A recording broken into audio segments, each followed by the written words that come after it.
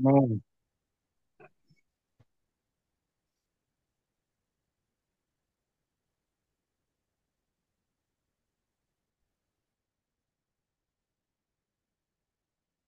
Hindi mo na kailangan introduce ang self mo kasi mostly kilala ka na dito eh. Aba, Ha? talaga? Sino ba hindi nakakilala kay Brother Tito Pel? Mm. Ha? Sabay dito pinakilala na. Kilala na ha? Oh. Ah, Of course. ewan ko eh. Ako, ilan sa inyo hindi ko Ibig kakilala sabihin, yata eh. Brother Tito Pel, kahit saan ka napunta, kilala ka na. Ibig sabihin, Ay, hindi. ano ka na, Tagal na consider akong na, wala sa ah, Pilipinas eh. kumbaga sa ano, classical, International na. ano na, yung Yagits, Yagits, ano, forgets. Forgets Parang na. hindi parang hindi tumatanda si Prof ah. Oo Ganun nga ba? eh, no? Actually, Ano ba ang matagal. sikreto, Prof? Prof, anong sikreto, Prof? Ano, siguro, Ano ba yung pagkain dyan sa Ohio? ano, pagkakaroon ng, ng, ng mabuting asawa. Ay, Ah, ganoon. Yan ang sinasabi narinig ka ni ko. Sister Ruth. Ah? Mm. Oo. Joke So, lang. Joke. well, before Joke we lang. start, gusto ko mag-apologize kasi 2 months ago na ba yun, Ador? Oo. Oo. Oo, na talagang totally na masyado ako naging busy. Sabi ko nga Gabing-gabi na, ang ano gabing-gabi doon. na ako nakauwi. Hmm? Na nakalimutan ko talaga kaya I Mhm. have to apologize. Patawarin niyo ako sa aking pagkakakalimot. Okay lang yun, Anyway, basta may schedule ka uli. Yun ang ano yun. You have to pay twice. salamat at binigyan niyo Tama, ako ng tama. binigyan niyo ako ng grace na makasama kayo uli. Yeah. Actually, Kalokohan. hindi pala ulit for the first time, Oo, first time. makasama kayo for the first time. Every week niyo ba ginagawa ito? Oh, every Monday Pilipinas time sa atin kasi sa East Coast ano yan, mga 8 na diyan eh no. Sa amin Oo, dito 8 ngayon dito, Pacific right? ano, mga 5 p.m. 5 dyan sa inyo. Oo. Adoro na, Yeah. oo. 5 p.m. dito. Medyo Oo, maaga pa sa amin. Sa inyo diyan ay kina Sister Ruth talagang ano, medyo ano na. 8:06. 8:06. Oh, yan ang maganda. oo. So, ang mga namumukaan ko ay, of course, si Brother Jope, si Ador, si Lily. Ah, Mm. yung iba, hindi ko masyadong maano ang mukha. I see the names. Kapareho si David Cahudo. Ah, kamag-anak ka ba nila Kuya Ed Cahudo? Oo, pinsan niya yan. Pinsan, okay. Pinsan Si buo. Mike, ito namang Mike San Jose. Taga ano Kapatid, yan, sa Rizal, pila-pila. taga Rizal. Hindi, Oo. hindi kamag-anak ni Ador San Jose. Kapangalan, Kapalayaw, siguro Kapangalan lang. Okay. kamag-anak sa ano, maraming San Jose dyan sa ano eh, sa Rizal, tsaka sa, sa Okay. tawag ito, sa Laguna. And then Ah, si Sister Leonora Tagle. mhm. Taga saan naman po kayo? Taga ano yan, kina Jensan, Kapatid ni Jensan, Lia. Mindanao. Kapatid ni Lia. Leia. Masunurin Kapatid ko pa ko ni Daniel. Daniel Santos. Ay, kapatid, ano ka pala? Santos. kapatid ni Opo. Lia. Lia. Oo, so kapatid ka nila Demi at nila, ano? Lia. Oo, Sana. ayun, nila Lea. Okay. All right. So anyway, it's a blessing to be with you. Of course, si Ate Lily. Ngayon lang ulit tayo Hoy, long nagkita. time no see ha. Very long time. Kailan ba huli kita nakita? Kailan ba tayo huli nagkita? Uy, Oy, nandiyan nung nandito sa ano, 'di ba sa bahay niyo ako tumuloy when I came back to the Philippines, Oh, 'di ba? oo nga. Oh, Kailan ba yun na yun? siguro. Oh. Anong taon nga yun? Do you remember? So happy to see you. Ay, Ay, which sino one? yun? Si Sarah ba yun? Si Linding. Oy, si Linding. Ay, Linding, si si Linding. Linding. Si Ruth, Andiyan pala. Mhm. Linding. Di kita Rhode makita eh. Island, sa Rhode Island. Si Ayan. Linding. Kita na kita, Linding. Ayan. Oh, Okay. So, kasama ka din Na, pala dito, ha? aha. retired na Oo. kami. Retired na. Hoy, Retired na, ha? dalawa ni Andrew. Kami na lang dalawa sa Wow, bahay. kaya pala relax kayong dalawa dyan ah. Oo, Uy, balik ka mo sa Pilipinas kung nag-retire na ka mo. oo. Nalili. Ikaw, attorney, hindi ka pa retired, ano? O retired ka na? Sino na sabi hindi retired? Hoy, Iho, do you know how old I am now? Hindi. I am already very young, Ah, 85 years old. ay, naku po, talaga? Yeah, Wala Parang sa, 75 wala. lang po, parang 75 Yun nga, lang. sasabihin ko sana, Parang 70, 75 parang or 70. 76 eh. Parang You see? 70. Mm. Talagang Parang 70 bata-bata pa pa ha. rin, attorney. God. Praise God. Oo, You din, praise God you din, talaga. Pastor Tito. You look young. Yun nga Ganun eh. ba? Kasi madilim dito eh. Ayan, bibigyan ko pa kayo Madilim ng ba? konting liwanag. Ayan, haharap ako sa liwanag para makita niyo ako. Ayan, okay. Wala pa ako Anyway, na. Wala pa ako ay, mga kunot sa ano, no Ano, lines yet. si Hindi David pa yan, kita mga, una. ano yun, meron na rin, merong konting, may konting gray na din. Pero, ayun, ako mabuti nga, ka pa, may gray na buhok eh. Sa ikaw amin, walang wala buhok. na eh. Wala nang buhok eh. Oh. Mine is real. Wala talaga. All white. Talagang lahat, Eh? ako meron paunti-unti dito sa gilid, pero yun. Malayo pa. Eh, oo. Nako, this is a blessing. It's good to see all of you. Okay? Nagani Actually, ba? I'm using itong aking cellphone, so ang napapasama lang sa maramihan ay 6 eh. Kaya I have to go back para makita yung Ano eh, Zoom yan. Oo nga pala no, na ano, hindi mo na ano sa buong ano. Wala kang Hindi, laptop? ilagay mo sa yung view mo sa pangalan nito. Mute, Ah, na-mute si Tito. Na-mute. Sort sa gallery. Na-mute. Andor, i-unmute mo. Hindi, nakamute ka, brother Tito. Ikaw ang host. You can unmute. You can mute. Hindi, Ikaw ang hindi ko host. nga, hindi ko maano, nakalagay as lang eh. As lang nakalagay. Ayan. Yan, okay. Ayan. Oh. Okay, dinig nyo na ako. Ayan, pagka itinayo ko pala Here. yung phone, na-scroll down ko lahat na nakikita ko. Ang dami pa pala. Mm. Yung iba na hindi ko nakita, kapareho si Meron pang Robert. hahabol dyan. Si Robert Robert, Continares. kumusta na? Tsaka Wow, Robert Tiope. good to see you. Oo nga, si Robert Chope. Ito nakita ko ngayon si Robert Pontenares. Kamusta si Mirafe? Yung Luz de la Cruz, I don't think I know her. Ano yan? Marilu Sister ni, Gastula. Leia. Santos din yan. Kapatid din ni Santos din. Mm. Okay. Na I see rin, si Oliver Yan. Gonzales. Si Oliver Gonzales ba yan? Si Oliver, sa ano yan? Jensen, mga... Hindi si Oliver Gonzales. Oh, Oliveria. Oo. Oh. Gonzales nga ba or not? Yung nagpunta ng Indonesia? Sa ano siya? Sa Saudi. Galing ng Saudi. Galing ng Saudi, so Oo. hindi si Oliver Pero ano din yan, Gonzales. mga s- preacher. Karamihan natin mga Oh, preacher. okay. Parang ano Wow. ang goal kasi natin, Brady Tito, yung COC Pillam Fellowship, parang ano to yung soul winning tsaka mentoring. Karamihan dito, siyempre, Okay. mga minister Yes. natin, encourage one another. Parang ano lang. Right. Oo. So, most likely, mga leaders, mga kapatiran, Yeah. ano. On and off, karamihan dito on and off eh. Ang iba may Okay. join. Pero regularly, every Sunday night dito and Monday morning sa Philippines. Yes, correct. Okay. Correct. Oh. Yan Ano ang yan? Okay. Okay. So, ikaw lagi ang nag-host, ako lang nag-invite ko ni-rotate ko mga speaker, mostly yung mga ano natin, mga leader, mga professor, ha? Okay. Si ano So, last speaker natin si pangalan to ah sino ba to? Magsino.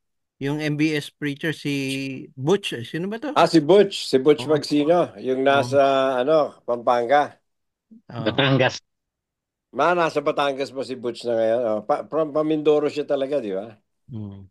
Oo. Dalawa magkapatid yun eh. Isa yung Si Joel yung isa. si Joel bago si Oo. Butch. No. Oo. Joel, si Butch nasa Pampanga. Right, Oo, right. Oo. Pampanga. Oo, okay. Oo. Ayun, Galing. pasensya na kayo, marami akong tanong at yun nga, I just Oo, wanted marami din to... kami tatanong sa iyo eh. Ganun ba? O, sige. O, di Yung meron mga tayong speaker eh. question. Meron Sige tayong question and answer portion mamaya. Okay. Gaano katagal ba itong meeting na ito? Ay ano, ay depende sa ano ano. Pag inaantok na, Okay. Oo. So, ikaw naman ang hindi, wala naman kami problema dito. Ang problema yung taga East Coast eh. ganun ba? Kasi nga, gabi na. Oo, gabi na Oo. sa inyo. Sa amin dito, Oo. ano pa lang, sa Pero May Pilipinas. asin po. maaga pa naman ngayon, 8 Oh, o'clock kay pa na nga. Brother So, Dave Cahudo, pareho kami ng time, Pacific time. California. Oo, Pacific California time, time. 5. West Coast kayo, Oo. no? Oo. Oo. Tapos sa Pilipinas, maaga 8 a.m. talaga, umaga, umaga. no? Umaga sa kanila. Oo. O ano pa yan, nag-aalmusal pa yon. Ang iba Oo nga, no, tama. naghahabol pa. Maayong Oo. buntag sa mga taga Jensen. Jensen. Hmm. Ayan, Paano? okay. Pakinggan na naman natin si Tito. Mamaya na yung tanungan. Mamaya na Pakinggan yung muna tanungan. natin yung Okay, ano. sige. O Ha? kasi gusto ko lang ma-familiarize ako dun sa mga kasama natin ngayong gabi. So May mga habol pa I keep mamaya on dyan. strolling. Anyway, sabi ko nga kanina, it is a blessing. Salamat sa paanyaya. And again, humingi ako ng paumanhin dun sa 2 months ago na masyadong naging busy at na-overlook yung schedule. Gabi na ako nakauwi and then late ko na nakita. Anyway, so kaya sabi ko kaya doon, next time, paalalahanan mo ako ng mas maaga para huwag kong makalimutan. So, thank you so much, Inano ako Ador. na nga si Sandy. Sabi ko, sis, paki-remind si Brother Tito. Sabi nga ni Sandy, nakatanggap din daw siya ng text from you. So, Sabi it ko, is a Sister blessing Sunday, to be remind with you. Brother Tito, pero nakalimutan ko nga na. Hindi kasi, Brother Tito, wala ka, sama-sama kami ni Sister Ruth, last week nasa Europe kami, Southern eh. Oo, Kaya, talagang buti pa pagdating kayo pa namin, Europe na lang. Sister Ruth ang nag-ano sa amin eh. Yung Oh, mga okay. sponsor natin eh. Wow. Mm. That is nice. So, you had a nice, Mm. nice trip. That is good. Mhm. Oh, actually ako matagal nang hindi 2 years ago nung huli akong nasa Pilipinas. Hindi ko pa alam kung makakauwi next year but yeah, anyway, again, salamat sa opportunity na makasama kayo. Tsaka ano pala Tinatanong bago Brother Tito, oh, yung pinaplano natin, ako sa po si Dan Sulit Brother Dan Sulit. oh. So either November or December, yung 100 years na MBS. So yung grupo natin magkakaroon tayo ng gathering there. Kailan 'yon? Sa next year, either Next year. November, 100 years ng MBS. So either we're gonna go Thanksgiving or first week ng December. Sinesensus pa kung anong possibility na dates na pwede nating gamitin. 100 years old na pala ang MBS. Ang tama, 19... Yun hindi ba more than? Akala ko 1924 ang MBS. 26 ba? 1926. 24 pala ang Cincinnati. Okay. Yeah. Ang Na-confuse Cincinnati, ko. matanda na yun eh. Buhay pa ba siya? Wala na. Hindi. Wala na ang Cincinnati. Sarado na. Lily, Wala Attorney na nga Lily, eh. yung ating alma Alumni nyo. mater ay Alma mater Kaya nyo. nakakalungkot. nga. Oo. Paano? Ay, Ako'y nagluluksa pa rin. Malungkot na sana nga sabi malungkot. ko, kung pag nakapunta ako doon, sana didiretso ako doon Ay, para yung yung Nako. Milligan dati magbisita sana. college, Wala naging na. university na ngayon eh. Ang Mm-mm. Cincinnati, ganun din nangyari hanggang sa na-close. Oo. Nakakalungkot. Talagang So, ang mga nakakalungkot. natin, saan ang mga documents natin? Wala na yun. Hindi ko alam. Nasinsin Dahil natin. sabi nila, ikikeep nila for a certain wala na. I don't Wala know na. for how many years nila ikikeep na pwede mong ma-access. As of now, I don't think na available pa rin. Kasi So, kailangan 19... yung i-preserve nyo yung mga yung hard copies. Well, Wala na. Yung hard wala na. copies nyo, hindi na Ang yata record, yeah. digital na dapat. Brother Right. Armel po, si Brother Armel, Prof. Diploma na lang. Prof, we miss you, Prof. Oh. The father of grace in the Philippines. Aba, Si Armel ba yan? Oo, si Brother Armel Yes, po. bro. Naku! Wala lang iba. Si Baby Polio, akalike. Talagang, Isipin mo talagang, na to pa, magre-ready ko. Meron kaming Metro Manila Minister's Fellowship sa Cruzada. Kaya meron magre-ready lang ba? ako. Okay, okay. Ayos, Ayun, naku, good. Prof, dating Shepherd Oasis, pinilit palitan ng Metro Manila Minister's Sino Fellowship. ba ang founder? Kayo mga pundasyon nun, Prof. Prof, we miss you, Prof, ha? We miss Okay, you. okay. Sige. Good to see you. I miss you all. Oo nga, wala na ang Cincinnati Bible College and Seminary. Kaya nga eh. Pero yun nga, So, sa awa nothing. naman ng Diyos, tayo naman ng mga graduate ay nagpapatuloy. Katulad din ng MBS, 100 years old na pala ang MBS at Ang it's a president ngayon blessing si na Juan. malaman na nagpapatuloy ang Mm-mm. mga Yeah. graduates. So praise God. Ang presidente ngayon sa Juan si Brother Mil Maldupana. Yeah. Yeah. I Siya ang don't know. presidente na Siya ano. ba? Yeah, siya nga president, I think, and then Mm-mm. si Brother Dan Sulit ang mga contact namin eh. Si Mm-mm. Oliver Oliveros, yung sinasabi mo, Brother Tito, Oliveros. Hindi, Oliver Gonzales ang tinatanong ko Hinahanap mo. kanina. Oo, kasi Oo. naka-invisible pa siya eh. Ano siya, taga Jensen. Oo, pero itong kasama natin na Oliver Oliveros. Okay, Yeah. I see. Oo. Yeah. Ayun. Tapos, okay.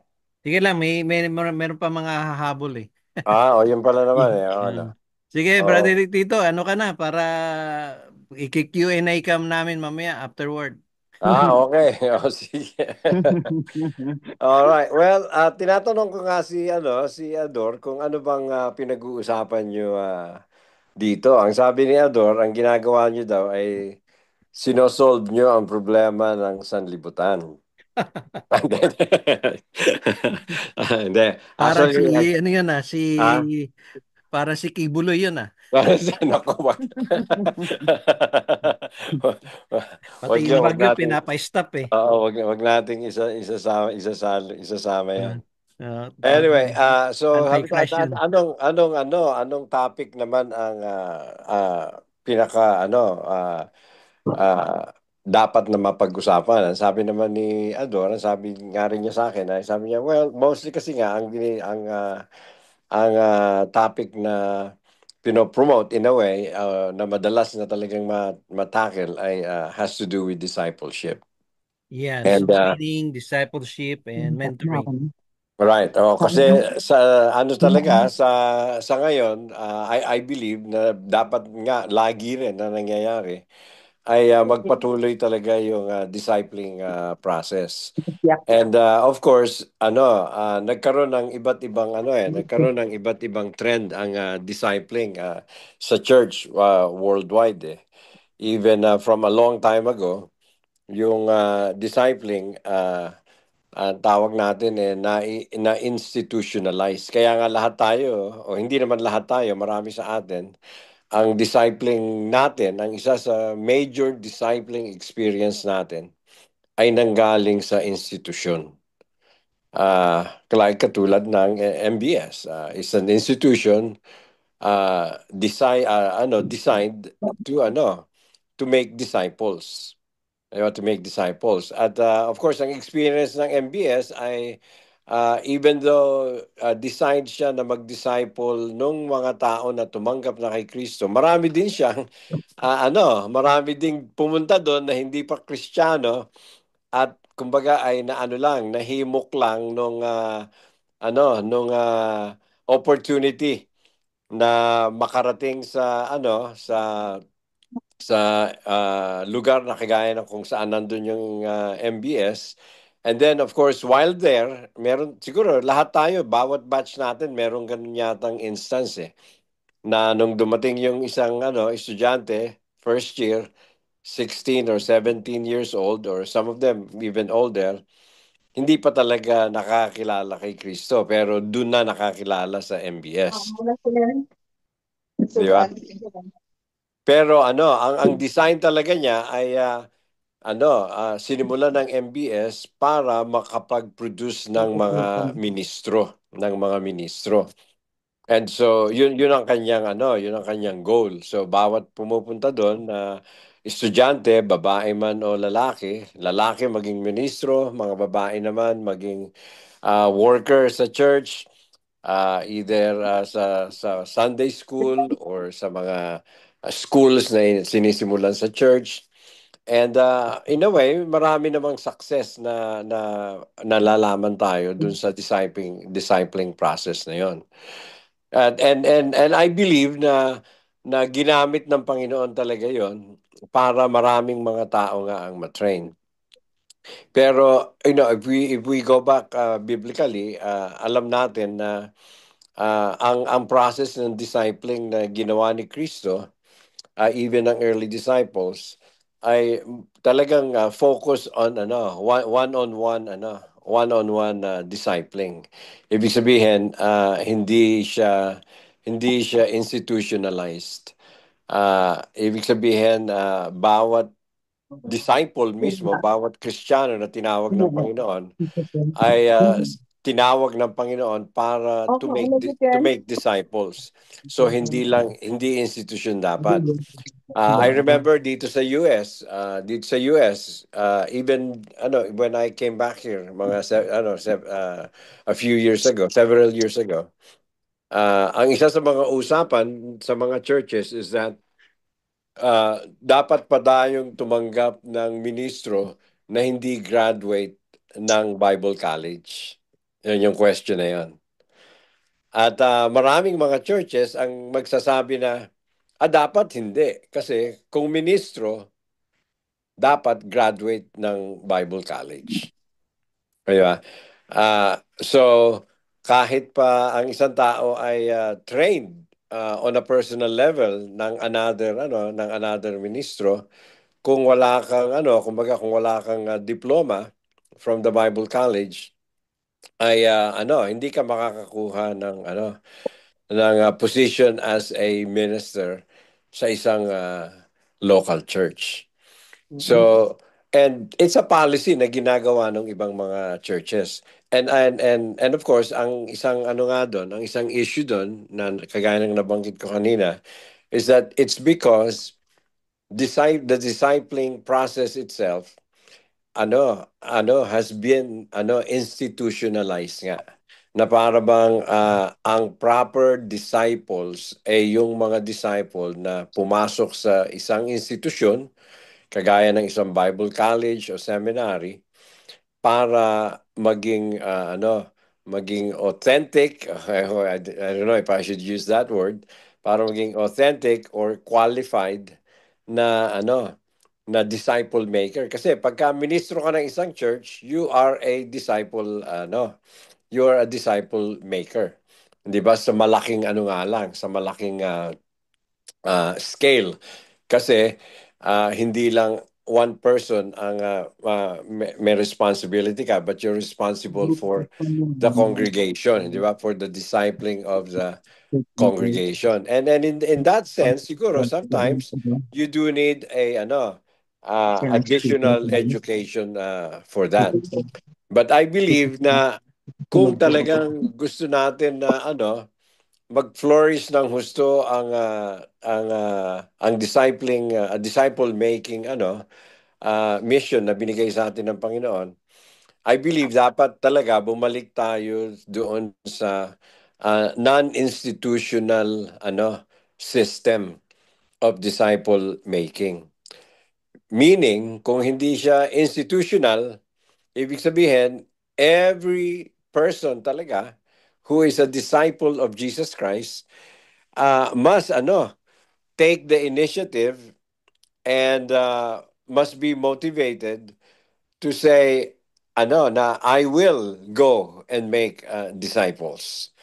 At ang isang amazing thing about that, pagka merong isang Kristiyano na nag-decide na gawin yon, kahit na kung sa buong lifetime niya ang ma-disciple niya ay 5 tao lang, ang impact nun ay magiging napakalaki. Kasi for every person na magagawa mo na maging kagaya mo, with the desire to really disciple. Imagine kung meron kang 5 na ganon. Di ba? Na even in your lifetime. Let's say, nabuhay ka as a Christian from age 20 up to, kagaya si Ate Lily, di ba? 80. That's 60 years, di ba? If in 60 years, meron kang, let's say, 5 tao na nagawa mo na kagayang-kagaya mo rin. Di ba? Kasi nga, ang discipling is duplication eh. I-duplicate ko yung sarili ko. So, kung 5 times ko na-duplicate ang sarili ko, di ba, in my lifetime, and then yung 5 na yon, na-duplicate din niya ang sarili niya 5 times. The impact is amazing. It's just that a lot of times nga, part of the institutionalization of discipling, yung yung thinking na ang dapat na maging focus natin ay paramihin ang miyembro ng church. Di ba? So, ang nangyayari naman, as the church members, the membership is growing, ang nangyayari, yung attention to one-on-one discipling, di ba? Personal discipling, na-overlook din. Kasi nga, nauuwi sa mga maramihan. And of course, ang model ni Jesus Christ na alam natin, in the 3 years na na nandito siya sa lupa, alam natin na ang ginawa ni Jesus Christ, nag-focus siya sa 12 tao, 12 lalaki. And ito yung part of discipling that I would like to share now, kasi I'm sure itong mga sinasabi ko sa inyo, you've heard this many times over and over again. And so ito yung part of discipling na recently, as I have been actually I have been discipling people talaga personally eh. Right now meron akong mag-asawa that I meet with every Monday. At nagsimula sila ng house church na sa bahay nila. And then yung aming youth minister din dito sa church was someone na binaptize ko din a few years ago. Ngayon siya ang youth minister namin, and I continue to mentor him. And then another deacon I have been meeting with also, and we will start a house church din sa kanilang bahay eventually. And the reason why I'm sharing this nga kasi rin na ako dun sa, kasi lahat tayo, we could be caught up in the in the desire to see more people in the church every Sunday, and then overlook yung importansya na I need to take time to really duplicate myself. And for me to do that, I really must invest time in the life of individuals, hindi lang ng group. Kasi karamihan nga pagka naging ministro ka kasi, ang isa sa temptation ay mag-invest ka ng time more sa mga grupo instead of sa individuals. And so we come up with different programs in the church na nag-i-encourage ng mga grupo sa churches to grow, to come and to be produced. So, like I said, as I have been pondering on this, just recently, I was watching a video. Hindi ko alam kung familiar kayo sa tao na ang pangalan si Ray Vanderland. But he is with focus on the family. Pero ang kanyang emphasis sa ginagawa niya is actually discipling. So he comes up with videos. Meron siyang discipleship series. And so, ang isa sa mga lessons that I remember watching and getting from him is how Jesus chose yung mga disciples. Kasi sabi niya, if you read in Matthew chapter 3, mababasa mo na Jesus started looking for his disciples. And then, nakita niya yung mga anak ni Zebedee, di ba? Si James and John, fishing. At ang sabi niya sa kanila, come follow me and I will make you fishers of men. And then mababasa mo, and they immediately stopped what they were doing. Ibig sabihin, dropped everything. And then they followed him. Di ba? And the same thing happened with all of the disciples that he called. Di ba? Sinabi lang niya sa kanila, hey, come follow me and I will make you fishers of men. Same story. They dropped everything and followed him.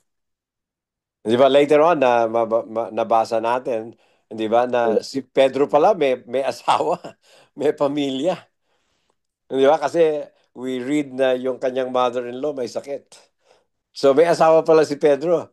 And yet when Jesus called him, come follow me, he dropped everything to follow Jesus. Dropped everything to follow Jesus.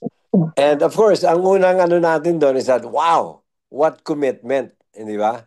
Ilang tao ang pwede mong sabihin ng gano'n na, oy, you drop what you're doing and follow me, and then immediately gagawin nga yun. So, ang binigyan niya ng linaw dun sa sitwasyon na yun was this. Ang sabi niya, one of the things, kasi he studied with rabbis. And many of them, of course, some of them are Christian. Ang mga rabbis na naging Christian. Pero sabi niya, as he's studying with people in Judaism, basically, and those who were rabbis, ang experience niya was this. Kasi sabi niya, how is the process of discipling in the rabbinic way? Ang laging sinasabi daw sa kanya is that it's like training kagaya ng parang mga athletes, in the sense na halimbawa meron akong anak na nakita ko merong talento, okay, gifted, nakita ko na mukhang to, magaling basketball tong anak ko na to so i-encourage ko yung anak ko na na maglaro ng basketball. Di ba ngayon nakikita natin yan sa mga pamilya. Back then, hindi naman masyadong ganun. Like for example, ako, I like basketball. Pero not once na in-encourage ako ng nanay at tatay ko na mag-basketball. Not once. Talagang, kung madi-discourage ako, i-discourage nila ako, even though na pag napanood nila ako maglaro ng basketball, I really felt that I had what it took to play basketball. Actually, I was asked a few times na mag try out sa ilang mga colleges, kaya lang hindi ako pinayagan ng nanay at tatay ko kasi ang sabi ng tatay ko, hindi ka mag-aaral sa labas hanggat hindi ka tapos mag-aral sa MBS. So, MBS ako. Talaga kumbaga, walang choice. Mag-aral ka sa MBS, sabi ng tatay ko. Kahit 1 year lang. Di ba? So, 1 year nakatapos ako. Doon ko na-meet si Ador, actually, sa MBS. Magkaklase kami ni Ador eh. So, first year kami, aral ako sa MBS. Hindi ako makahintay na matapos yung 1 year. Okay? After 1 year, nakipagkausap ko ang tatay ko, sabi ko, at nanay ko, sabi ko, nay, natapos ko na yung 1 year. Pwede na ba akong mag-aral sa labas? Gusto kong maglaro ng basketball.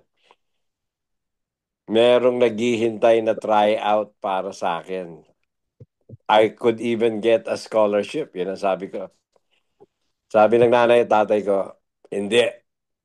1 taon pa uli. Hindi ka pa nagbabago. Sabi ng tatay. So, aral na naman ako another year. See, at this point, kasi nung nag-start ako sa MBS, I just turned I just turned 16 eh. Nag-graduate ako ng high school 15. I just turned 16. So at this point, 17 na ako. Aral pa rin sa MBS.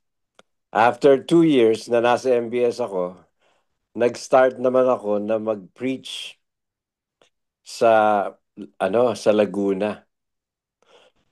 Nung nagpi-preach ako sa Laguna, ang sabi ko ay actually temporary lang ito. Napakiusapan lang ako ng pinsan ko na si Noel De Elo. I don't know if any of you know Noel De Elo. So napakiusapan niya ako. Sabi ko, sige, kahit isang linggo lang, at least, sabi niya, at least masabi mo nakapag-preach ka sa church. Well, buong summer ng 1981, Yung buong summer ng 1981 ay nandun ako sa sa Laguna. At every week pinapakiusapan ako ng mga elder na bumalik. Kasi walang maliit na church lang siya sa Suba, Mahayhay, Laguna. And every week, papakiusapin nila ako. Ako naman, every week, naghahanap ng pwedeng pumalit sa akin. Wala naman akong makita. Kaya every week, balik din ako ng balik. Okay? Anyway, that was the time na naramdaman ko naman yung tawag ng Panginoon sa akin. Kaya after that summer, May 1981, kinausap uli ako ng nanay at tatay ko. Tinanong ako kung gusto ko na ba mag-aral sa labas. And napaka-heavy nung burden na binigay sa akin ng Panginoon talaga at that point. So, ang sabi ko, tatapusin ko na lang po yung MBS. So, yung institutional discipling, nag-work plus yung sistema na nag-preach ako sa church. mabayaran na yan. Di ba? Nag-work para sa akin kasi doon ko kumbaga, doon ko naramdaman yung tawag ng Diyos. Yan ang Doon ko naramdaman. Okay? So, and you know the rest of the story na. Di ba? Kasi natapos ako sa MBS and then pagkatapos ko sa MBS, nagpunta ako dito sa Amerika. Nag-aral ako dito ng 3 taon. Pagbalik ko sa Pilipinas, nagturo sa MBS and then nag-start ng mga churches. And and you know the rest of the story. Ngayon, balik na kami dito sa Amerika. I still am connected sa mga church plant dyan sa Pilipinas. But anyway, from the beginning though, ako walang desire. Wala akong desire sa pasimula. Pero yung tatay ko, in a way, at saka nanay ko, they found a way to convince me na maging ministro. Actually, hindi nga maging ministro eh. Na mag-aral at mabago ang buhay ko, mag-aral ka sa MBS. Not realizing na after 2 years and after preaching, yun pala, yun yung paraan na kung paano tatawagin ako ng Panginoon into the ministry. Full-time ministry. Na hindi ko inakala o hindi ko man lang dinream sa buhay. Okay? Now, here's the thing now. Yung mga disciple ni Jesus na tinawag niya, come follow me. Sabi ni Ray Vanderland, one thing that we have to see is this. Those people, having grown in the culture where they were in, na ang discipling is a community, kumbaga a community affair. Kaya marami silang ways by which, kaya meron silang mga synagogues and everything. Kung saan, meron silang mga rabbis na naghahanap ng mga kumbaga ay ng mga may future o may talento na pwedeng maging disciple nila as rabbis. Naghahanap sila palagi. Ang sabi nga ni Ray Vanderland, ilang beses niya tinatanong ang mga rabbi, gaano karami ang mga gustong maging disciple? Ang sabi nila, actually, for every rabbi, ang daming lumalapit. Kasi lalo na, may mga magulang yung mga yon na nakita yung yung quality sa kanilang mga anak. And so they will encourage their children. Kasi nga, to become a rabbi was a big privilege and an opportunity. To be trained under a rabbi was a big privilege and an authority, lalo na if you become trained by a known rabbi. Kaya nga, di ba, yung si Gamaliel na under whom si Paul was trained.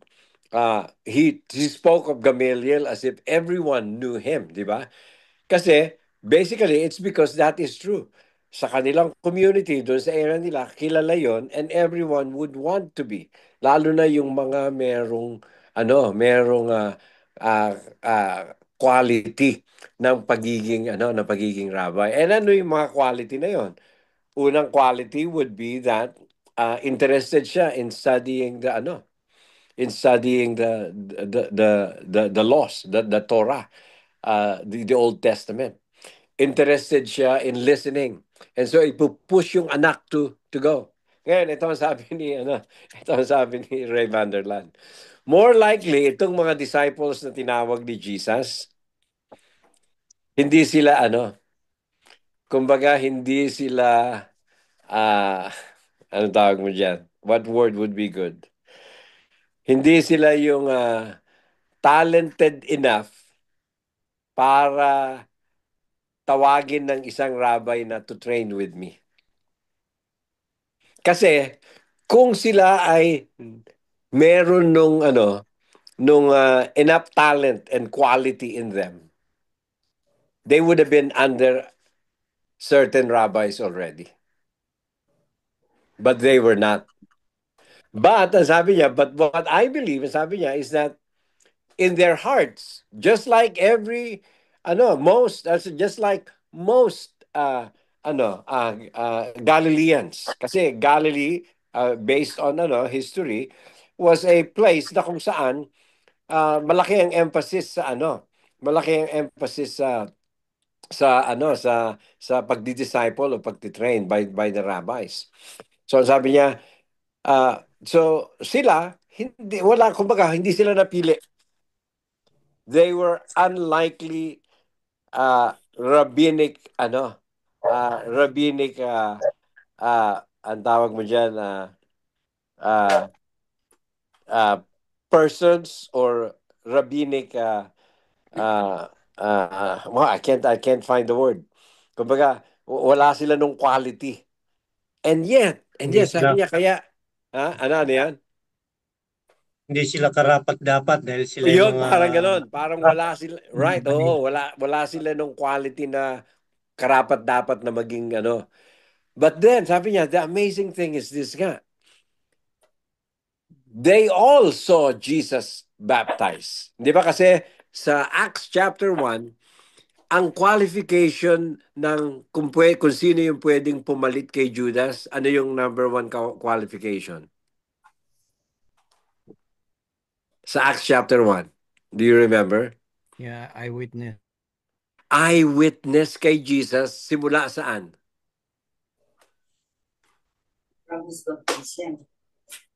Simula sa baptism ni Jesus. Okay? Eyewitness kay Jesus simula sa baptism niya. Kaya nung naghahanap na sila ng papalit kay Judas, dalawa lang yung nag-qualify. Di ba? And then, ang napili si Matthias. Okay? So, etong lahat ng mga disciples na tinawag ni Jesus, na-witness yung kanyang baptism. Now, pag binasa natin ng John chapter 1, anong natatandaan nyo na nangyari nung binaptize ni John? Actually, hindi minention ni John na binaptize niya si Jesus sa John chapter 1. Hindi minention ni John na nakita niya na binaptize ni John the Baptist. Pero, nung kinwote niya ang sinabi ni John the Baptist, ang sabi ni John the Baptist was, ang sabi sa akin nung tumawag sa akin, which is God, para mag-baptize ay kung sino yung bautismuhan mo na kung kanino dinapuan ng Espiritu Santo. Di ba? Siya ang Lamb of God. Kaya the following day, pagkatapos ni John the Baptist na i-baptize si Jesus, nakita niya uli si Jesus, dineclare ni John the Baptist, "Behold, the Lamb of God who takes away the sin of the world." So itong mga apostles na ito, na tinawag ni Jesus, nakita nila kung ano nangyari sa baptism ni Jesus. Kaya can you just imagine, all of a sudden, dumaan siya sa tabi mo, di ba? And then sabi niya sa'yo, "Follow me." Di ba? Do you see? That's why they were willing to drop everything. Kasi nakita nila yung baptism ni Jesus eh. Nadinig nila yung declaration ni John the Baptist. This is the Lamb of God who takes away the sin of the world. And so they were willing to drop everything to be a disciple of this man.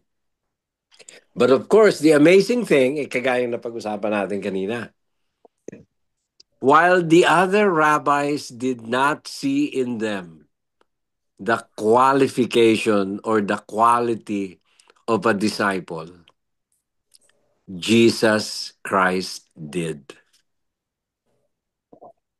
Jesus Christ Amen. did. Amen. Di ba?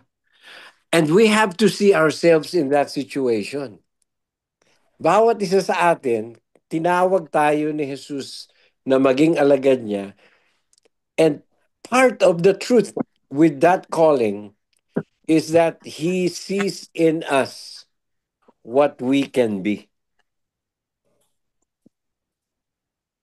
Nakikita niya sa bawat isa sa atin kung ano yung pwedeng mangyari sa atin. Hindi ko alam kung nadinig niyo na yung istorya ni Brother Dan Sulit. Nung maliliit pa kami sa MBS, kasi ang mga tatay namin, mga professor sa MBS eh. So kami nila Brother Dan Sulit, kami mga makukulit na bata sa MBS. And many times pinagtatawa lang kami ng mga estudyante doon, lalo na pagka andun kami lahat, tapos mag-uusap sila, sabihin nila, sa palagay nyo, sino dito sa mga ito magiging ministro, nakagaya ng tatay nila? Tapos, ilan sa kanila would point to me and Dan, sasabihin, itong dalawa na to, malabo, hindi magiging ministro ito. ang irony is this, kami ni Brother Dan, ang naging full-time sa ministry ngayon. Kami yung mga unang tinawag. Actually, yung iba nasa ministry din. Pero kami ni Dan yung unang basically parang tinawag to me in the ministry. Kasi nga yun ang totoo eh. When others don't see in you, Jesus does. The quality of what you can become. Kaya itong mga alagad na ito, nung sinabi ni Jesus sa kanila, follow me. I will make you fishers of men. Wow. Alam natin, sabi nga, each one of them dropped what they were doing and followed Jesus. Many instances, pagka merong turo si Jesus na mahirap, difficult to accept, maraming mga sumusunod kay Jesus na hindi na nagpatuloy. Di ba? And then, ang tanong ni Jesus sa mga disciples niya, kayo ba? Aalis din kayo? Di ba? Many times. Tinanong ni Jesus yun doon sa 12. Kasi we believe na every time sabihin ni Jesus na what about you? I believe he was referring to the 12 na personally tinawag niya. Sabi niya, kayo ba ay aalis din? Yeah. So, ang malalaman natin is this. Etong mga ito, from the very beginning, they saw Jesus when he was baptized. Later on, they saw Jesus when he performed miracles. They experienced Jesus personally. Kasi nga, Jesus took them with him. Di ba? Ang description sa atin is that kasama niya sila and he dined with them. Ibig sabihin talagang constantly magkakasama. Jesus basically duplicated himself in them. Jesus invested time in them. And so after 3.5 years or after 3 years of discipling process, we know na at the end, nung una, akala natin ay, wala na. They all turned away, di ba? Si John lang ang natira doon sa cross. But then, of course, when Jesus rose from the dead, another experience ng mga disciples with them. And then si Jesus nagpakita sa kanila personally. and on a deeper level, they experience Jesus once again. Then alam natin na later on, binigay nila yung buhay nila kay Jesus. And it's all because they came to know Jesus on that level. Now, of course, pagka tayo ay nagdi-disciple, while it is true na meron tayong investment na dapat gawin, ang ginagawa din natin, of course, is making sure na nakikilala nung dinidisciple natin si Jesus Christ. Kagaya ng sinabi ni Paul sa 1 Corinthians 11, di ba? Ang sabi niya, follow me as I follow Christ. Ibig sabihin, whatever I'm doing it because I am following Jesus Christ. Dahil si Jesus talaga ang sinusundan ko. Dahil nakikilala ko si Jesus. And I believe na kung makikita sa atin as we make disciples, yung ganong klaseng character at attitude, I believe that the discipling process will truly prosper. Pero ang pinakamahirap na parte nga palagi ay, are you willing to invest your life in another person? And we know that with Jesus Christ, He invested His time, even His life, di ba, para sa mga disciples, even for us. And ito yung isang bagay I believe na dapat mag-commit tayo in discipling. Kasi the system of discipling is the disciple wants to become like his rabbi. Yun ang disciple. One who desires to become like his rabbi. Of course, ang ultimate rabbi natin si Jesus Christ. And of course, yung mga dinidisciple natin, siya talaga ang gusto, pero sa atin nila una nakikita yon. And so they will want to do the same. Because that's what discipling is about. Di ba? Hindi lang simply follower, but imitator of Jesus Christ. The very words na ginamit ni Paul sa 1 Corinthians 11, na sabi niya, imitate me as I imitate Jesus Christ. And I believe na if we will commit to doing that, investing time, which again, it's not easy. Kasi busy tayo eh. Marami tayong activities, marami tayong commitments, and to commit to something like that on a regular basis. Pero ayun nga, you're committing to this every week, and that's amazing. Kasi not everyone will do that or can do that. But even more than this nga is to find someone talaga that you can invest your life in. Find someone. And even in a very informal way. Pagka nangyari yan, mangyayari kung ano yung nangyayari sa maraming mga lugar ngayon sa sanlibutan na kung saan ang Christianity ay illegal. I'm sure you're hearing a lot of slaughter of Christians sa Africa ngayon. Nigeria, Congo, of course even in the Middle East, even sa Iran. Pero the amazing thing is Christianity continues to grow there. Right now, sabi nila, Iran is one of the places where Christianity is growing the fastest. And ang discipling na nangyayari doon, walang institutional. Nakagaya ng meron tayo. Walang mga seminaries and Bible colleges.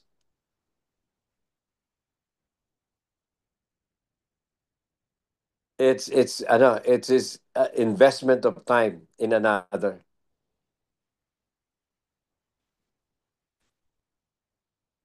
And you never know kung kailan pwedeng mangyari sa bansa natin, maging dito sa Amerika, na dumating yung point na maging illegal ang preaching of the gospel. Dahil merong dominant group na will make it illegal. And di ba, kagaya nangyari sa China, of course, sa mga Muslim countries, uh, sa Iran, illegal. And yet, they are flourishing. Dito sa Amerika ngayon, ang isa sa mga nakikita natin is that there are certain cities na ang Muslim religion ay flourishing. In Europe, marami mga cities na ang mga mayors ay Muslim na. And they are starting to push Sharia law. It could happen here in the US. Yeah, tama. Di ba? Di ba, meron ng isang city dyan na pinapara na yung Yeah, yung call to prayer, Muslim Oo. call to prayer 5 times a ingay day. daw, sabi nila, ingay Yes, daw. sa Dearborn, Michigan? Michigan. Oo, sa Michigan. Yeah, sa Dearborn, Michigan. Sa Minnesota, meron na rin. Yeah. Dumadami na kasi ang Yeah. Kasi nga, ang talagang goal nila, sabi nila by 2050, maging majority Muslim ang Amerika. And in that way, in the world. In the world. nakonquer nila ang Amerika. Yeah. Yeah. So, anyway, I guess that's all that I want to share tonight. And I hope na it is something that would encourage us to think deeply about what else can we commit to make more disciples. And like I said, for siguro the last time ulitin ko na it's a commitment of life. It's a commitment to invest our time, our life with another person para as we imitate Jesus Christ, they will also imitate us. Amen. Kapareho ng sinabi ni Paul. So, maraming salamat sa inyong lahat. I hope na I did not go over time. No, you're fine. It's good. Okay. Kung may mga tanong kayo kay Brother Tito Pel, isa sa ating mga butihing preachers, international. Ito lang ako. International yan. Si Dave Caudo. May Brother Tito Pel, kapatid ko si Rebecca Cahudo. Panganay namin. Okay. I see. Hindi kasi ako masyadong sikat kaya Pero yung apelyido mo sikat hindi, nagturo ako ng choir sa Subic. Ganun ba? Sa Okay. Subic. Church of Christ. Tatandaan ko to si Dave. Ang tanong ko, kasi may nabasa ako sa New Testament na yung mga pinugutan ng ulo, ang sabi ng Panginoon na marami pang iniintay pa yung tamang bilang na mga pupugutan kasi ang tanong sa ng mga alagad ng mga pinugutan kay Christ kung kailan niyo parurusahan yung mga nagpugot ng ulo namin. Sabi ni Christ, hinihintay pa natin yung tamang bilang na mga pupugutan, yung mga pinapersecute ngayon. Hindi ko lang alam kung bakit ganun sinabi yung ganun. Ulo, hindi ako I think that's one way of saying na it's not for us to know when. Kasi nga pagminsan kasi pagka meron tayong knowledge about kung kailan, pagminsan ang tao na focus doon. I believe that's the reason why Jesus himself, who is God na alam lahat, nung tinanong siya, kailan ba mangyayari ito? Ang binigay niya lang mga signs. Wala siyang binigay na date. Di ba? Yeah. And then later on, at the end, ang sabi niya, it is not for you to know the time or the season. Di ba? That has been appointed by the Father. And I believe it's not because Jesus did not know. Alam niya yon as God. Pero as human being siguro, nung sumasagot siya na hindi niya alam, even the Son of Man, sabi niya, even me as a man, as a human being. Kasi kombinasyon siya ng dalawa, di ba? He's fully God and he's fully man. So pagka may sinabi si Jesus na nagpe-present ng limitation niya, it simply is him speaking on a human level. Kasi nga, as a human being, meron siyang hindi alam kasi limitado ang human being eh. That's why pwede siyang patayin eh, kaya napatay siya eh. But anyway, yeah, I believe na pag minsan gusto nating malaman yung specifics, and I don't think God wants us to know. Kasi nga, pag minsan, pagka alam natin yung specific ng certain things, nagigi tayong relax o complacent at nag-ano na, ay, hindi pa naman siguro. Siguro may time pa ako, kumbaga. Di ba? And I believe that's not the attitude that God wants us to have. Na sabihin na, may time pa naman. So, bukas na lang. Lalo na Pilipino tayo, di ba? Mañana habit na tinatawag natin. Bukas na kasi may time pa. So, I believe that's Jesus telling them, it's not for you to know. It's not for you to know. Next. I'll be the next one. Okay, Brother Jack. Okay, I don't know kung kakilala pa ako ni Prof. Tito. Teka, sino ba itong nagsasalita ngayon? Jack Policarpio. Ay, Brother Jack. Teka, ba't hindi ko makita ang picture mo? Walang picture Hindi na na lang maliwanag ang buhok ito. Maliwanag. Okay, May hinahanap. nalagas na kasi prof eh. Nabiliwanag Kaya nakabali Bruce Willis. Hinahanap kita eh. Wala na kasi yung dating aura ng kapogihan. Hindi, ang anak lang Diyos laging pogi. Ulitin ko, happy birthday Doris. Ay, Jack, ayan na pala, nakikita na kita, nakapulang shirt. Galing kaming nag-jogging ni Mrs. kaya ganito ang attire namin. Okay. Hindi kita nakilala kanina na ikaw pala si Pastor Jack. My wife is with me. Kaya lang mahihiyain siya sa... Camera shy. Pero maganda naman eh. Bakit mahihiyain? Ewan ko.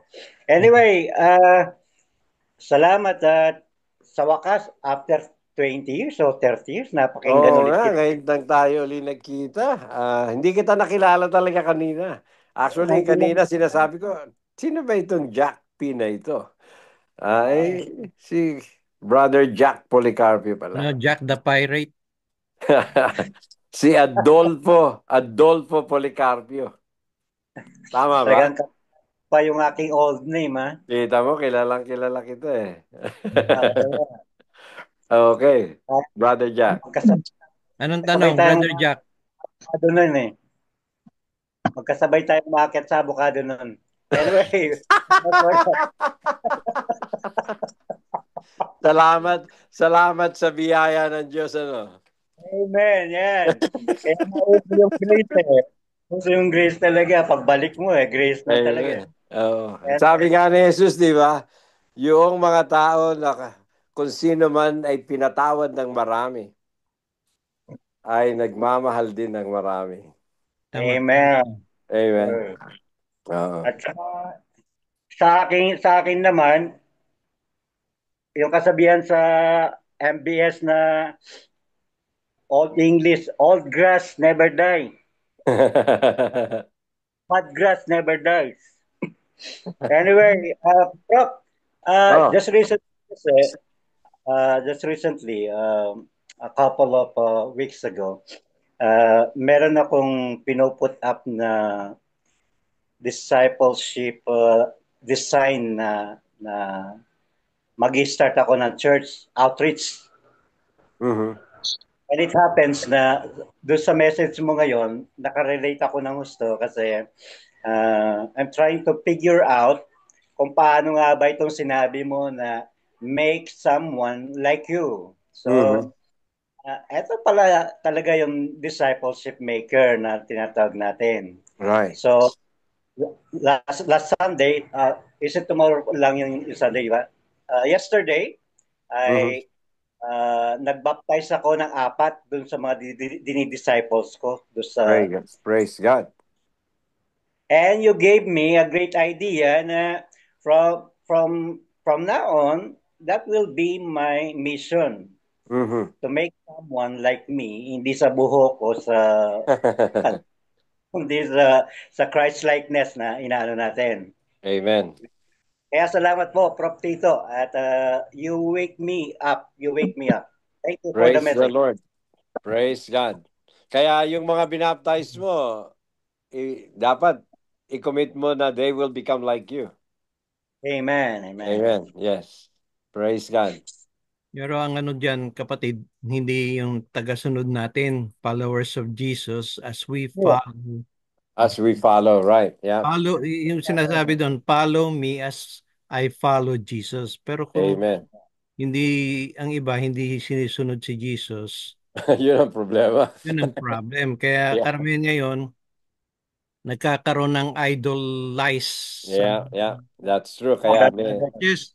Ako kay Pablo, ako kay Apollos, ako kay ano. right. That's idolatry. Yes. So kaya dapat siguro sabihin natin follow me as I follow Jesus. Pero ang pinaka-point natin, kailangan followers ni Jesus Amen. natin. Yes. Kasi pag natisod ang isa, matitisod na yung susunod sa iyo. Right.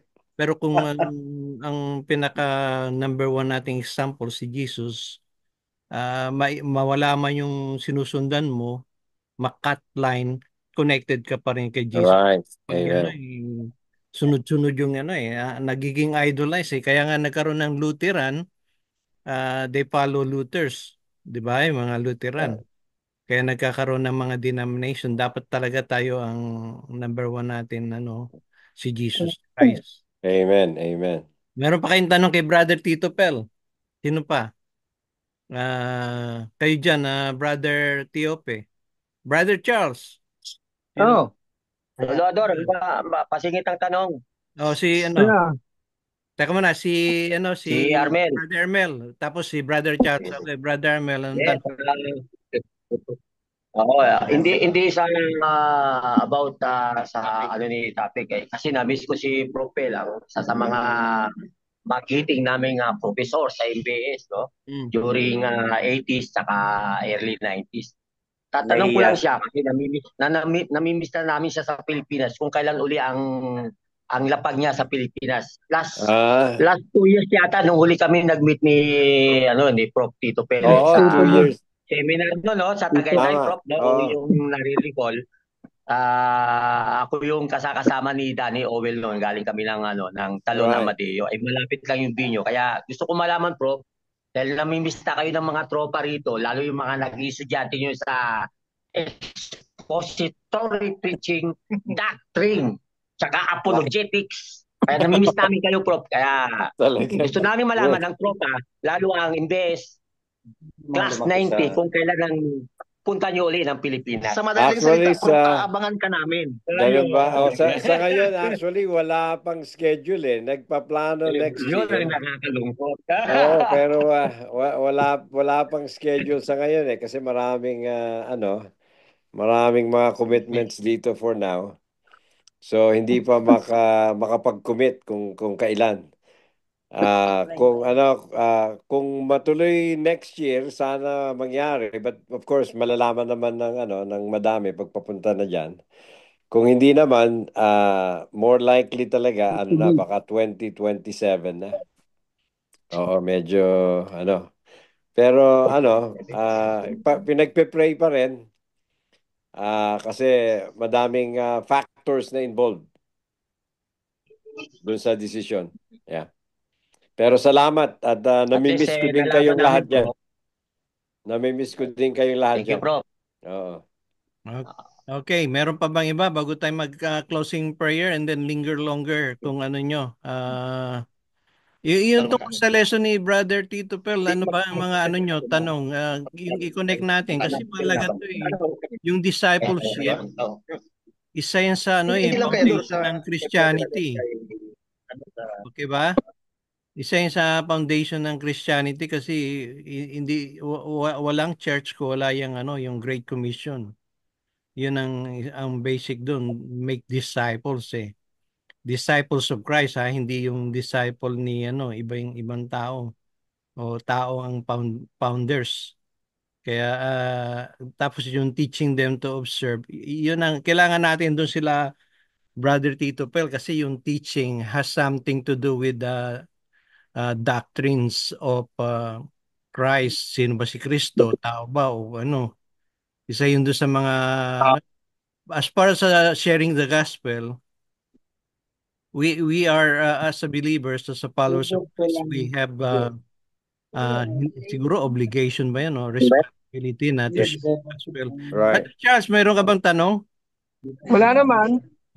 Dagdag? Okay.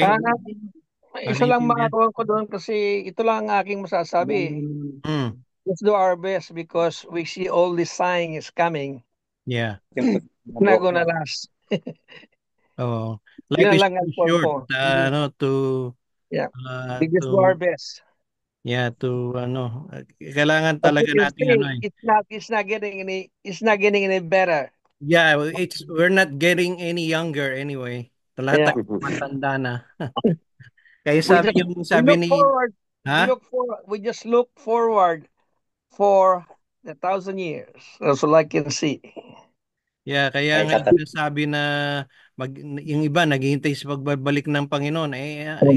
Either bumalik ang Panginoon o tayong pumunta sa Panginoon. Exactly. If you don't last, if you go now, I mean, it's a blessing. Yeah, it's a blessing, Yeah. Tsaka ready naman, dapat talaga ready na tayo kasi forget about the past. Basta importante yung hinaharap natin ngayon. Sino pinakabata pa dito? Baka si Brother Tito pero pinakabata, no?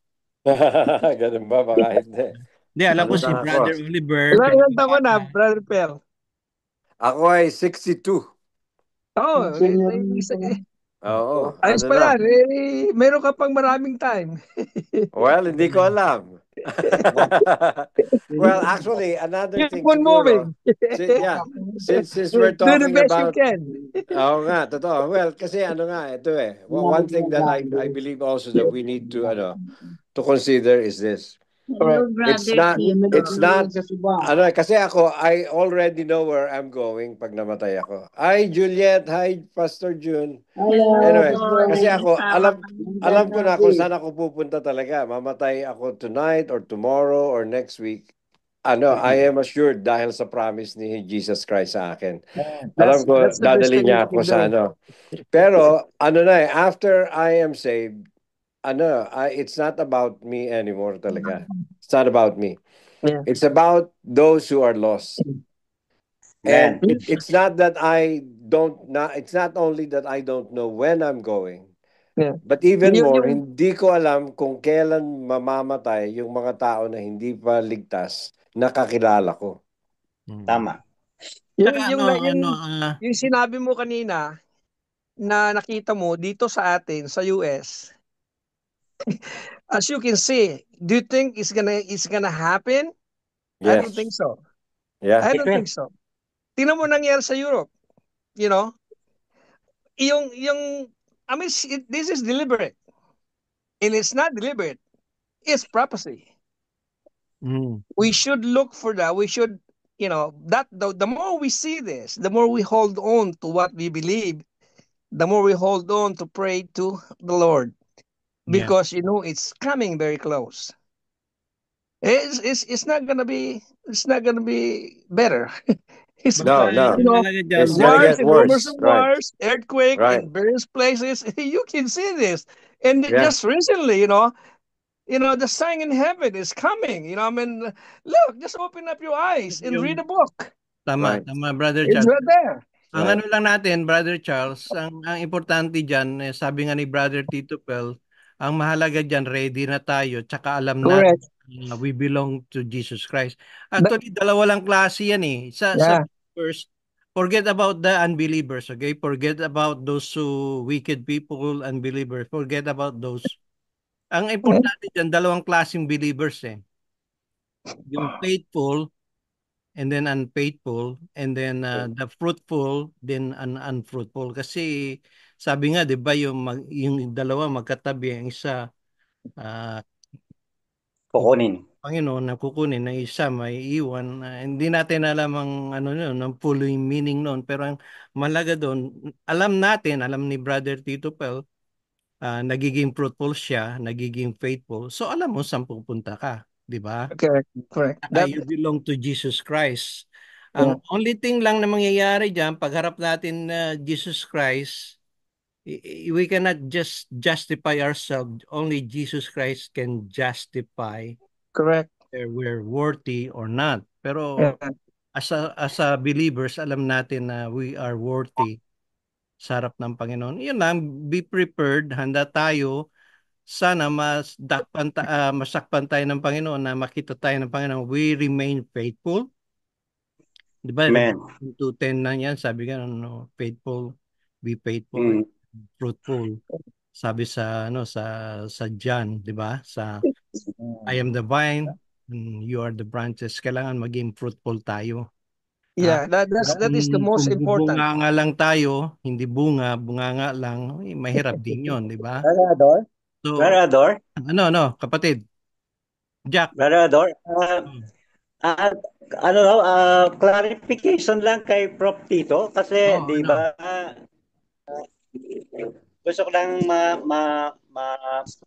ma-clear yung sa mind ko kasi may nabanggit siya regarding kung paano mo ma-discern yung discipleship quality sa isang disciple mo, di ba? And nabanggit mo, Prof, na nakita ni Jesus sa kanyang 12 disciples yung quality na yon. Yung bang quality na yon ay na kay Judas din, kaya lang na-hamper dahil sa kanyang greediness? Well, yeah, kasi we have to always consider the fact na bawat tao may free will eh. Di ba?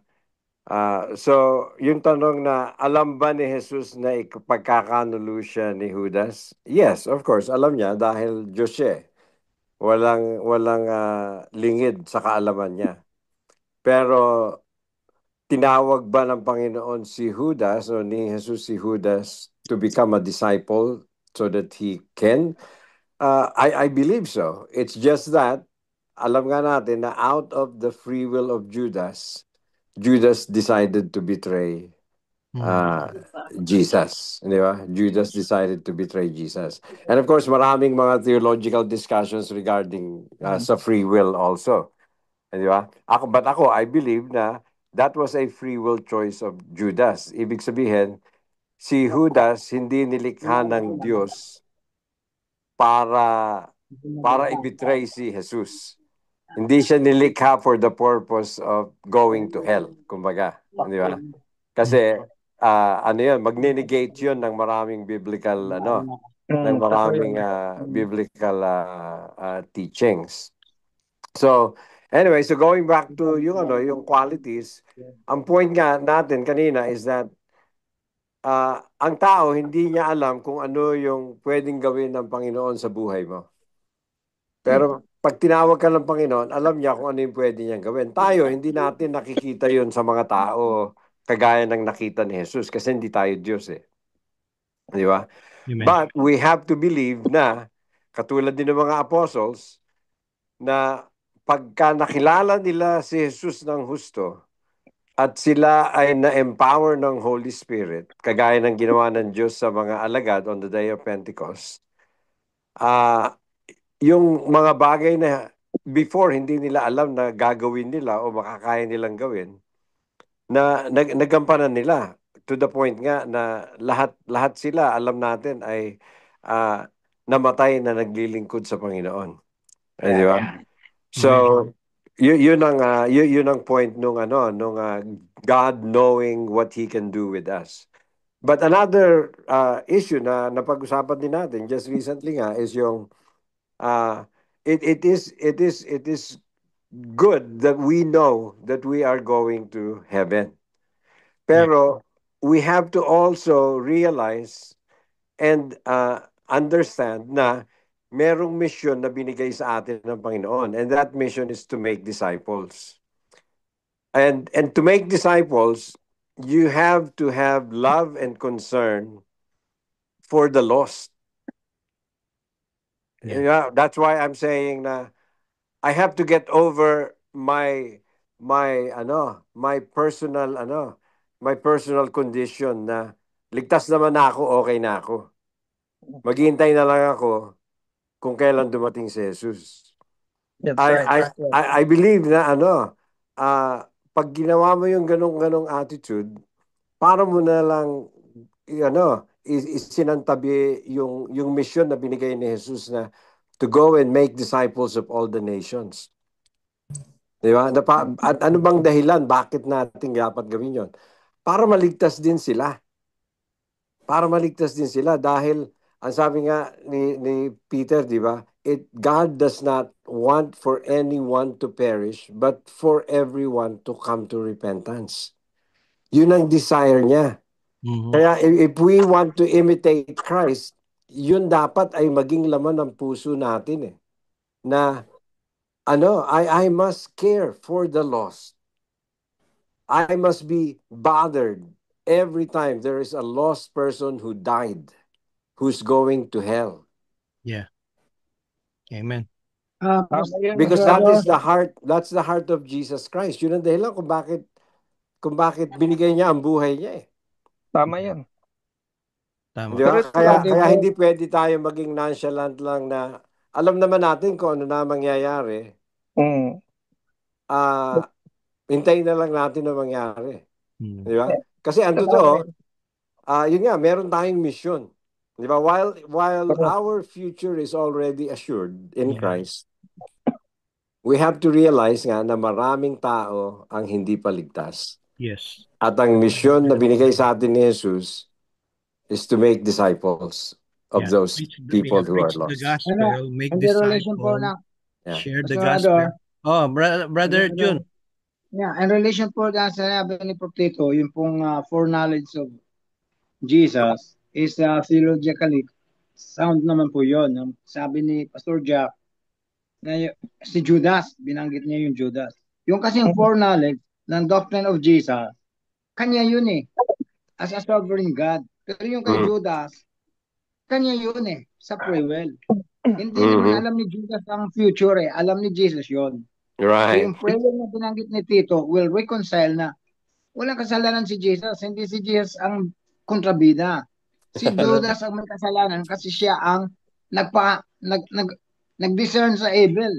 Right. At actually, ibinibintang nila kay Jesus yung frustration hindi. Yeah, no. Si Judas ang may kasalanan kasi wala siyang foreknowledge, tapos nagpa-deceive pa siya, doon talaga siya sa kapahamakan. But Jesus knows it. Kaya lang yung kanyang foreknowledge is one thing because he is a sovereign God. At the same time, yung free will is also so true from the very beginning doon sa Garden of Eden. Naging privilege yun sa atin na huwag nating i-violate yun kasi mayroon namang if you are obeying God, there is a blessing. If you disobey, there is a punishment. Doon na-trap si Judas doon. Nawala sa kanya. Term na, mag-closing prayer tayo, then linger longer kasi yung iba, may mga lakad pa . Mag-closing prayer. Si Sister Terry, kumusta na Sister Terry? Si Brother Junjun, ikaw, Sister Terry, kumusta ka na? How's your situation sa mo? Kailan ba ng mo? Nakamute ka? Medyo okay na. Okay ka na? How's Brother Junjun? Ganun pa rin. Ganun pa rin? Continuous na prayer lang natin. Sino pa yung mga prayer natin si Sister Terry? Wala yung iba. Wala sila yung picture natin sa Tacloban. Anyway, si Brother Tito will learn a lot, so we will still remind him. He still has a 1 or 2 speaking engagements. Depends sa availability niya. Okay. Natin, Sister Nessie, kumusta na? Nandito na si Oo nga, si Ate Nessie pala nandyan Yes. Oo. Okay, this is ko siya nice. because si Brother Tito Pel ang natin speaker . So, nagpakita siya. Oo. Sem break kasi sem break ngayon sa MBS. Oo. Sem break pala. Kaya Okay. pala Alang nakatindi. sa ICCM hindi pa, kaya bukas may pasok din ako sa ICCM naman. Okay. Ayan, nakita. Nagtatago ka. Ba't ka nagtatago, Ate Nosy? Ayan. Sir Doris, nagtatago. Birthday yan eh. Sir Doris. Malapit na birthday niyan. Oo nga. Okay. Happy birthday kay Sir Ruth. Doris. Sir Si Ruth. Sarah. Dinah. I-continue lang natin yung pray natin ng iba. So, yung iba, hindi pa makapag-greet natin na marami pa rin wala. So, continue natin yung pray, yung Bible distribution natin. Kina-counter natin yung yung MBB 2012, hindi magandang translation yun. So, ang Biblia tsaka yung salita ng Diyos, continue to pray na ma-provide natin yung sa iba na nakapag-donate na tayo na siguro mga 100 na recently.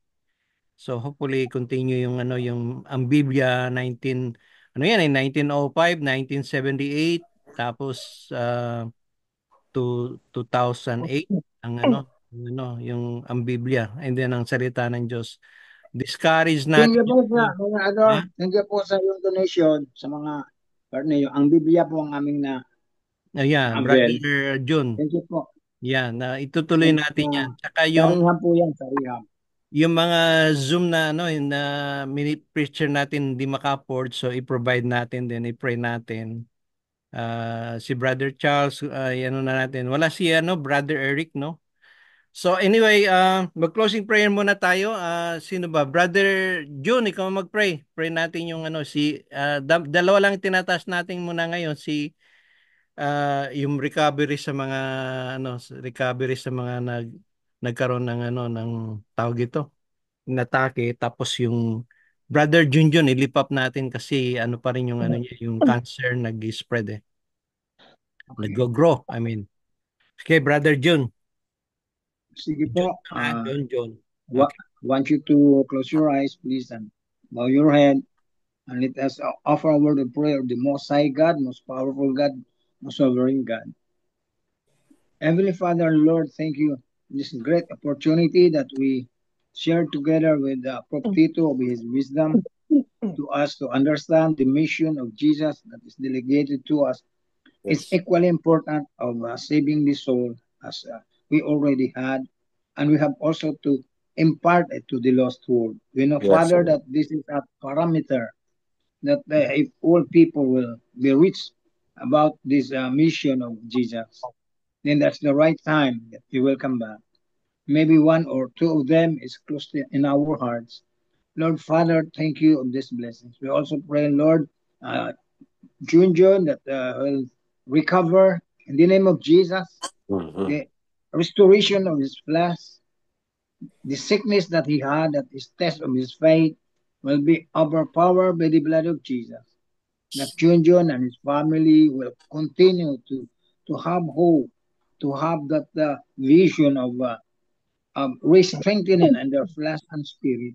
Also, the other one of our group that is also in the stage of recovery, and all of them have this physical illness because we are not like Jesus. We are not God. We are mortal, and we will have to under the process of being decayed and lose our physical body so that we can be restored by spiritual body like Jesus. Yes, Lord. Lord, thank you of this organization and religious group led by Brother Ador, who distributed many Bibles around the world. Also, we receive it from them. You bless those people who gathered themselves together to share their assets, their talents to be spread out in the Philippines. Thank you, Lord. Thank you for your wisdom. Thank you for your grace. Thank you for your salvation. And thank you that you spread out for us to understand that when you come back, it is not really our business to fix the date because it is hidden for us. What is our business, Lord, as we will be ready to spread the gospel to all the world as possible. Thank you for your love. In Jesus' name, amen. Amen. Amen. Amen. Thank you, Brother Tito Pel. Baka meron pa kayong tanong. Reminder lang, kilala niyo ba si Brother Vic Dungo sa Isabela? Nasa ano siya Oh, ngayon? yeah. Nasa ano siya ngayon? Nasa Australia. Speaker natin siya sa November 10. Dapat Oh, okay. Pilipinas sa US 9. Okay. So Brother Tito, kukunin ko lang yung schedule mo in the future para within December or November. Maybe last week. Do you like last week? Last week ng November? Or you want the second week? Actually, baka nasa Canada ako sa last week ng November. I'm not sure yet, pero Hindi, kino-confirm basahin pa. ko lang yung schedule mo sa Messenger. Magano tayo? Oo, sige. Iyan na lang pag natin sa Messenger para Wala na ba kayo ibang tanong pa o dagdag sa ating butihing kapatid na Tito Pel? Pwede kayo magtanong din sa sports. Ewan ko kung active pa ba sa sports. Nga? Wala na. Sa golf siguro. Ha? Golf. Napunta ka sa active na sports, napunta ka sa, sabi nila, boring sports yan Oo, ako. Oo. Hindi, challenging sport. Wala na ba kayong tanong? Maraming salamat sa inyong lahat. It's so good to see all of you. Nako, what a blessing. It's a blessing too, Brother Tito. What a blessing. Speaker mo, mostly. Thank you po. Regards kay Ma'am Sandy. Okay, I will do that. Oo, sige. Si Erna nandito, si Doris. Nakita ko nga si Erna at si nandito din, si Dinah. At si Edward, oo. Si kanina, nawala yung iba kasi alam nyo kasi yung signal sa Pilipinas, yan ang problema, on and off. Yung iba, okay. Nakikita mo, tapos biglang nawawala. Depende, pag may bagyo siguro. O baka pag wala ng load, limited ang load. Hindi consistent ang signal. Signal nila. But anyway, it's a blessing ang si Brother Jun, nasa Hong Kong ka pa rin ba o nasa Pilipinas? Nasa o sa Thailand? Po. Laguna. Galing na po ako ng Thailand. Thailand, nga pala, Thailand, hindi Hong Kong. Okay. Australia ko hopefully I can visit in London. Oh, okay. Saan ka sa Laguna? Sa Santa Cruz. Okay. Okay, so malapit kayo uli kila Juliet. Malapit yan. Okay. Meron tayong church planting ngayon sa barangay ng Santa Cruz. Praise God. Marami dito karami sa grupo natin, Brother Tito, nagsimula to yung grupo natin last year. So 2 years na, magwa 1 year na to, 1 year plus na. Talaga, ha? Wow. And then, karami dito sa mga grupo na nag-start sila ng church. Kaya nila Sister Luz. Sila ng church, ni Brother June. Saan kayo, Sister Luz? Jensen po. Jensen. Kilala niyo si Boyet? Boyet De La Cruz. Nasa lababo yung baso. MBS din nun. Si Boyet yung nakila Tita Rodis dati? Hindi ko po alam. Sila po ni Ate Leia magkasabay noon sa MBS. Sa MBS. Okay. Boyet, anong last name? De La Cruz po. De La Cruz. Anong totoong pangalan niya? Ano yung first name niya? Roberto. Kilala po yata niya kayo. Sigurado. Natandaan ko na ngayon yun. Roberto De La Cruz. Siya ang asawa mo. Opo. Wala lang siya ngayon kasi tinulungan yung anak ko na process ng anak yung namin manugang. Okay. I see. Brother Tito, kung makapunta ka kina Brother Rene, sa Bohol to. Bohol ba, Brother Rene? Bohol naman. Nakamute ka. Ito, siya laging yung tourist guide doon pag may mga bumibisita Ganun ba sa Chocolate Hills? Oo. Chocolate Hills, Tagbilaran CP. Tagbilaran. Saan yun, Brother? So nandyan pa rin ba sila Terry Neppert o wala na? Nepper? Wala na. Oh, matagal na nagbalik na sila sa Oklahoma. So nandito na sa Amerika pala ulit. Okay. Oo. Oo. So yung iba, on and off, Brother Tito. So hopefully ma-meet mo. Meron dito taga-tin dito din ng taga Taiwan eh. Talaga?